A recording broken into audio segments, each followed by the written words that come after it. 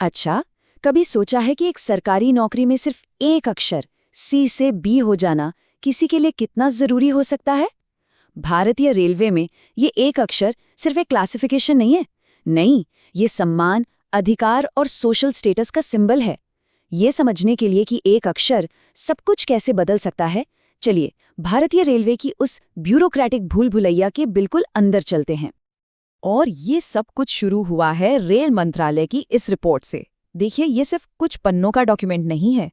ये तो लगभग 3 लाख कर्मचारियों की उम्मीदों का सेंटर पॉइंट है। जरा सोचिए, 3 लाख परिवार, वो सब इस एक फैसले का इंतजार कर रहे हैं। एक ऐसा फैसला जो शायद उनकी जिंदगी ही बदल दे। सुनने में थोड़ा अजीब लगता है ना, कि लाखों की तनख्वाह, बड़ी बड़ी जिम्मेदारियां और सालों का तजुर्बा, ये सब एक तरफ, और दूसरी तरफ सिर्फ एक अक्षर बदलने की जिद। लेकिन ये लड़ाई असल में पैसे की है ही नहीं, ये उससे कहीं ज्यादा गहरी चीज के लिए है। आइए पता लगाते हैं। अच्छा, दांव पर असल में क्या लगा है ये समझने के लिए हमें 1 मिनट के लिए रिपोर्ट और आंकड़ों को साइड में रखना होगा। हमें लोगों पर फोकस करना होगा, और इसके लिए हम रेलवे में एक बहुत ही जरूरी रोल को देखते हैं। तो मिलिए एक चीफ लॉ असिस्टेंट से। ये वो प्रोफेशनल्स हैं जो कोर्ट में जाकर रेलवे को डिफेंड करते हैं। इनके पास लॉ की डिग्री है, सालों का एक्सपीरियंस है, और सैलरी भी लेवल 7 की है, मतलब अच्छी खासी। लेकिन इतनी काबिलियत और इतनी बड़ी जिम्मेदारी के बावजूद सिस्टम उन्हें एक ऐसे दर्जे में रखता है जो उनके अधिकारों को, कह सकते हैं, कम कर देता है। और बस यहीं से सारा संघर्ष शुरू होता है। और सुनी, ये सिर्फ एक एहसास की बात नहीं है। खुद रिपोर्ट ये मानती है कि इतने पढ़े लिखे और जिम्मेदार होने के बाद भी उनका ग्रुप सी का टैग उनके काम में अड़चन डालता है। मतलब जब वो बाहर के लोगों से, क्लाइंट से या वकीलों से मिलते हैं तो उन्हें वो सीरियसनेस नहीं मिलती जो उनके पद के लिए जरूरी है। तो ये सिर्फ किसी की फीलिंग की बात नहीं रही, ये तो सीधा सीधा रेलवे के हितों पर असर डाल रही है। तो ये जो एक इंसान की समस्या लग रही है, वो असल में एक बड़े सिस्टेमिक प्रॉब्लम का हिस्सा है। तो चलिए अब इस ग्रुप सी और ग्रुप बी के बीच के फर्क को जरा और गहराई से समझते हैं। ये टेबल, ये इस पूरी बहस का दिल है, समझिए। देखिए, एक तरफ केंद्र सरकार के दूसरे डिपार्टमेंट्स हैं, जहां लेवल 6 और 7 के कर्मचारी ग्रुप बी में आते हैं, और दूसरी तरफ है रेलवे, जहां उसी सैलरी लेवल पर काम करने वाले लोग ग्रुप सी में हैं। बस यही वो असमानता है जो हजारों कर्मचारियों के फ्रस्ट्रेशन की जड़ है।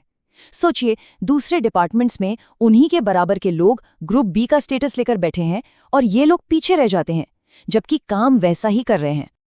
और जब हम ग्रुप बी की बात करते हैं ना, तो गजेटेड या राजपत्रित शब्द बहुत बहुत जरूरी हो जाता है। देखिए, गजेटेड होना सिर्फ एक टाइटल नहीं है, ये अथॉरिटी की एक, कह लीजिए, नेशनल स्टैंप है। इसका मतलब है कि सरकार खुद ऑफिशियली मानती है कि आप सिस्टम में एक अहमियत रखते हैं। ये सम्मान का एक बहुत बड़ा सिंबल है। तो सबसे जरूरी बात यह है कि ये मांग पैसों के लिए है ही नहीं।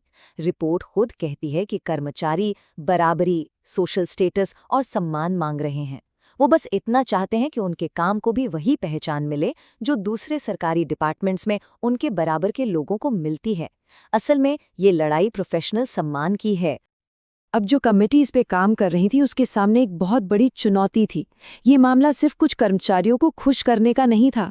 नहीं, उनके सामने एक तरह की ब्यूरोक्रेटिक माइनफील्ड बिछी हुई थी।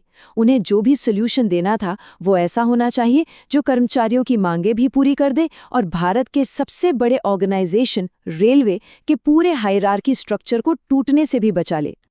तो एक सीधा सा सवाल उठता है, रेलवे बाकी सरकार की तरह ही क्लासिफिकेशन क्यों नहीं अपना लेता? सुनने में तो बड़ा आसान लगता है ना?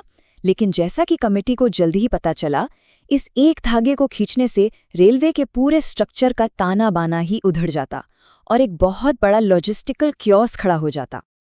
सबसे पहले आज की सिचुएशन देखते हैं। अभी इंडियन रेलवेज में करीबन 7,000 ग्रुप बी ऑफिसर्स हैं। ठीक है, ये एक मैनेजेबल नंबर है।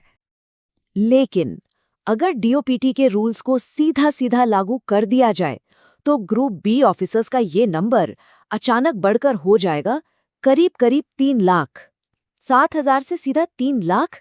जरा सोचिए, रातों रात इतने बड़े वर्कफोर्स एक्सप्लोजन को कोई कैसे संभालेगा? और ये चार्ट ये इस प्रॉब्लम को और भी साफ साफ दिखाता है। अगर सिर्फ गजेटेड ऑफिसर्स की ही बात करें तो लेवल 7 के कर्मचारियों को जोड़ते ही उनकी गिनती 7,000 से बढ़कर सीधे 77,000 हो जाएगी, मतलब 11 गुना ज्यादा। इससे तो प्रमोशन का पूरा स्ट्रक्चर ही बैठ जाएगा।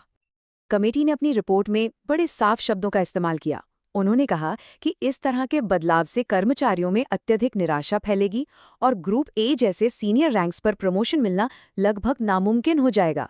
मतलब दूसरे शब्दों में कहें तो स्टेटस की एक प्रॉब्लम को सॉल्व करने के चक्कर में प्रमोशन का एक ऐसा संकट खड़ा हो जाता जो पूरे ऑर्गेनाइजेशन को ही डुबो देता।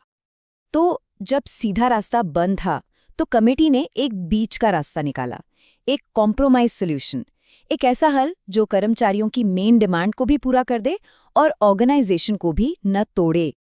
इस मिडिल पाथ के 2 मेन हिस्से थे। पहला ये कि लेवल 7 के कर्मचारियों को ग्रुप बी का स्टेटस तो दिया जाए, लेकिन नॉन गैजेटेड के तौर पर। और दूसरा, गैजेटेड पोस्ट पर प्रमोशन को थोड़ा आसान बनाया जाए। मतलब अब एक बहुत मुश्किल रिटन एग्जाम के बजाय प्रमोशन एक इंटरनल कमिटी के इवैल्यूएशन के बेसिस पर होगा। तो चलिए देखते हैं कि इससे एक एम्प्लॉय के लिए असल में क्या बदलेगा।